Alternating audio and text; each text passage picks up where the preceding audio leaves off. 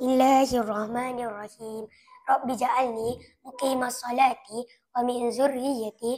Rabbana wa taqabbal du'a. Ya Tuhanku, jadikanlah aku dan keturunanku orang yang mendirikan solat. Ya Allah, perkenankanlah doaku. Amin. Assalamualaikum Muhammad. Waalaikumsalam. Apa doa yang anta bacakan tadi? Ana minta supaya kita rajin solat dan keturunan kita pun rajin solat. Doa ni ada dalam surah Ibrahim ayat 40. Jom musyrik kita baca sama-sama.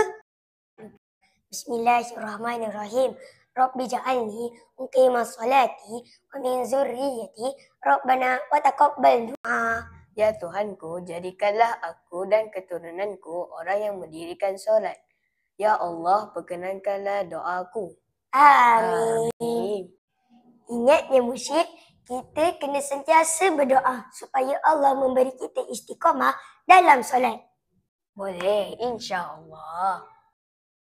Muhammad, kenapa kita kena baca doa ni selepas solat? Doa ini sangat special.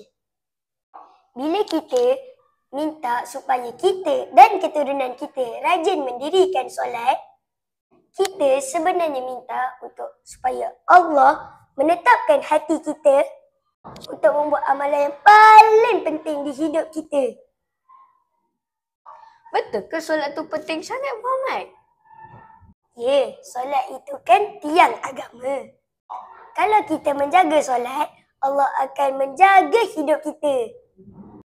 Lagi satu, doa ini ajar kita supaya tak lupa mendoakan kepada orang lain, terutamanya keluarga kita. Jadi kalau kita selalu baca doa ni, Allah akan bantu kita dan keluarga kita istiqamah dalam solat. Betul. Bila kita selalu berdoa, hati kita akan rasa tenang. Dan kita akan rasa dekat dengan Allah. Itulah kelebihan doa ini. Masya Allah, Ana nak hafal lah doa ni.